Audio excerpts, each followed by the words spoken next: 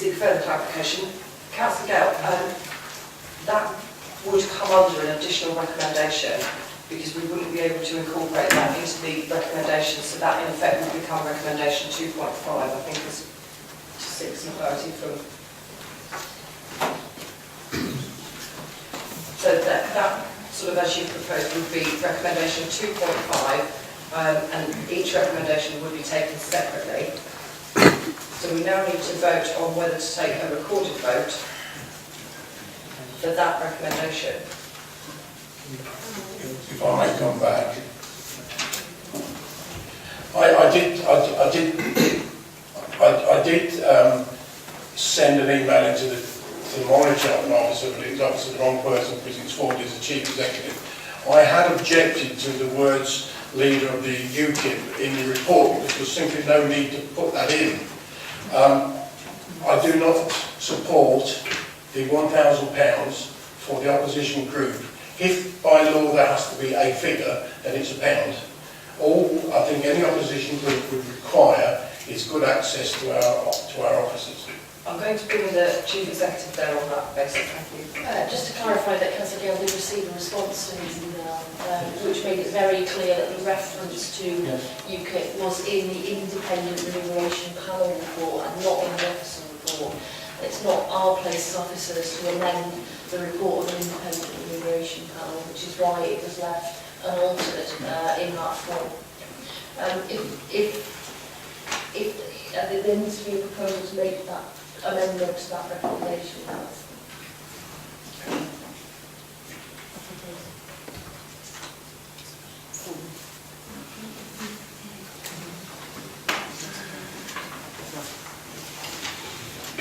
Councillor Gale, you would need to formally propose that, which I would then seek a seconder for. Opposed? So, could I ask for a wording? So, number 2.4 we're looking at here. Councillor Bodie, would you be able to? Do you want to come in on your seconding? Okay, thank you. So we now need to debate the amendment. Councillor Condon. Thank you, Chair. I think the work that the panel's done on it has been very thorough and is explained very well. I personally agree with recommendations 2.1, 2.2 and 2.3. I have an issue with 2.4. The reason being is that as things stand, as regards a main opposition group, the only group as such that exists within the council were not voted in under that party's auspices. I personally would like to see 2.4 put back until after the election, when we know which party the members are affiliated to, and we have a more honest view of the main opposition group. As regards 2.5, I disagree with it. Thank you. Thank you. Just to reiterate, the legal the position is very clear. The nature of the party or anything of the allegiance or the affiliation is irrelevant. We have to make the allowance. Thank you. Councillor Watson. Oh, sorry. Yeah, Councillor Condon. Point of information or question on what you said by Councillor Sorry, can I just come back on my mic, please? Sorry. Thank you, Chair. Could it just be confirmed to me then that the independent members of the council don't stand as a group, because in which case they would be the main opposition group?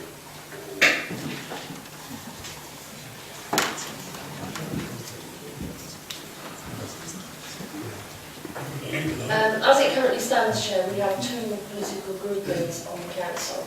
We have the Conservative group and we have the Rutland UKIP group. The other members as independents could, if they so wish, form a group, but they haven't chosen to at this point. Thank you. Councillor Richardson.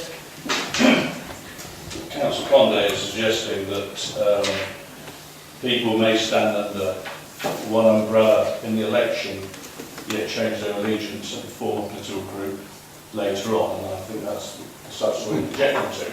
However, the situation is any members can form a political group within the organisation.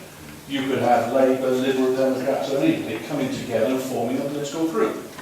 And that would still be the main opposition group to political group, so your point I feel is irrelevant. Am I allowed to respond to that, Chair?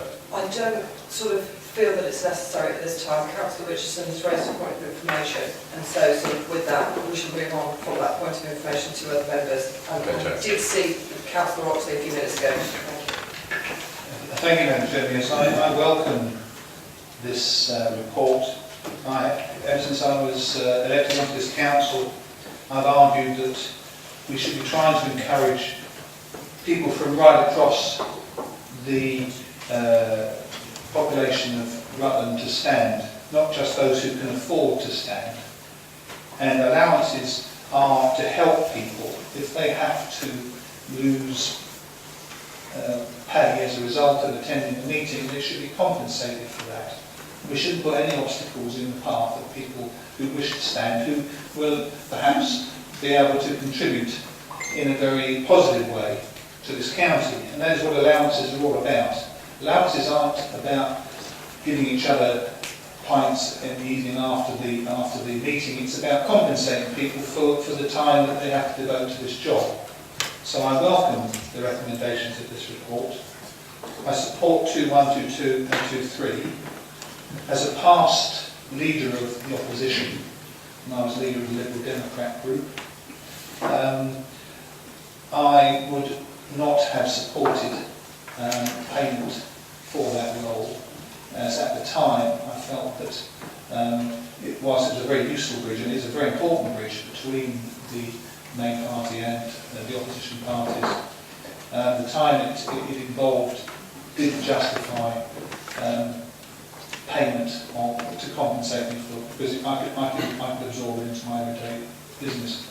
I also have concerns about, especially because of the small size of Rutland County Council, if we would have two political groups, both of whom were of a similar size, then that could add to the confusion as to who was the main opposition group. I don't like the term main opposition group per se, but anyway, I would like to say that I do support this report. I could not support a reduction in the current allowances. They haven't gone up since 2000, well, I think 1997 was the last time they went up. And I feel that could potentially be a barrier for some who might want to stand, but they can't afford to. So we should be doing what we can to encourage people. The most we can do to do that, perhaps, is to have an index linked, and I would certainly support that. Thank you. Thank you, Councillor Oxley. Councillor Walters. Thank you, Chairman. A couple of councillors have stood up and said they welcome the report, and I have to say I disagree. The report does an excellent job of identifying some issues and then fundamentally fails to address them. It simply says, well, it's a bit difficult at the moment, money's a bit short, so we'll do nothing. If we should start at the top, perhaps, I don't think there can be any doubt whatsoever that the leader does not receive enough remuneration. I'm not talking about a person, I'm talking about the position. And whilst we're fortunate enough to have someone with gravitas who will do it for that, I think in the future we could end up with a lesser leader, or a leader prepared to put in less hours. The same does apply to the deputy leader as well. So I'm not actually suggesting that we should put it up, but I think we should bear in mind that in the future we could find ourselves in a complete pickle. I'll say nothing about the cabinet. I think each knows what I think of each. But the other problem we face is the reputation of this council by electing chairs of scrutiny who then receive more than double the allowance of ordinary members. I actually think that's an issue. I really do. People on the street tell me that they think it's an issue, and several people around this table have told me they think it's an issue. The report identifies it as an issue and then says nothing. That it's as it is. So I'm bitterly disappointed by the report. I went in there, made a recommendation. Scrutiny chairs might not be pleased. We had a reduction in extra responsibility allowance to then be distributed among all the other members. And that would of course include them as well, so they got back some of what had been reduced. So I think it's a failed report. I do welcome what Mr Gale has said in terms of the £1. I think that's really welcome and it's a sensible solution. I'm even content with the 5%. But I do think this matter of the basic allowance being so low and more than doubling it by whatever means to become a scrutiny chair, I mean no offence by that, but that's how people see it, it is an issue. So I would look forward to the scrutiny chairs standing up and agreeing with me and seeking some kind of redistribution. Thank you very much indeed. Other members? Councillor Blues. Thank you, Chair. I didn't really want to stand up before we'd heard from the scrutiny chairs, but anyway, here we go anyway.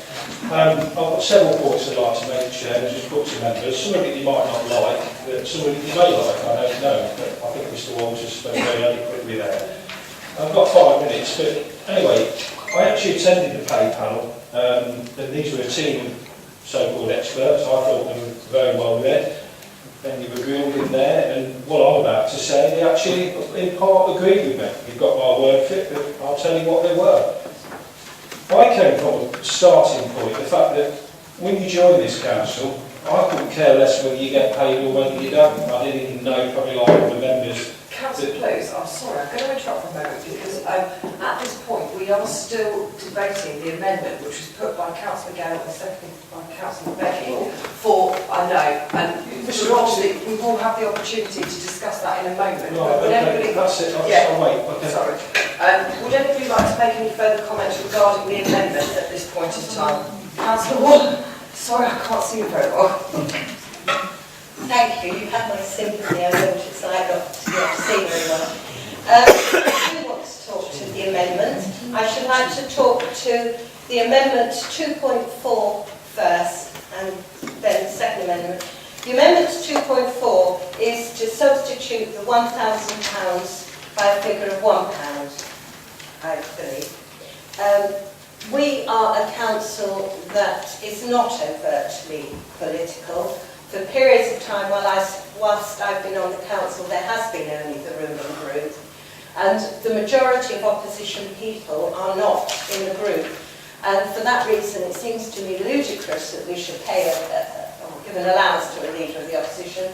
We have no choice in law, and therefore I would totally support Mr Gale's amendment to make what we have to give this person as small an amount as possible. So I think that's in the context of Rutland, an eminently sensible amendment. As to the other amendment, which was in fact the first one, I think it is completely confusing, the 5%, because what we are looking at is in 2.1 to 3, it doesn't focus in on it. Are we talking about a 5% and then another 5% the next year and open to debate?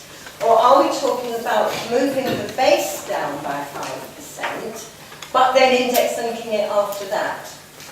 And therefore, because I'm not sure, because 2.2 on our paper that was tabled tonight, very helpfully tabled tonight, 5.1 is talking about the base from which we will go forward, and the 5.2 referred to in 2.2 is the index linking. And as I don't understand how a 5% reduction could apply, I can't support it. Fortunately, it's been recorded by at least 2 monitors tonight, what I actually said. It was for 1 year, and it was 5% on the current level across the board.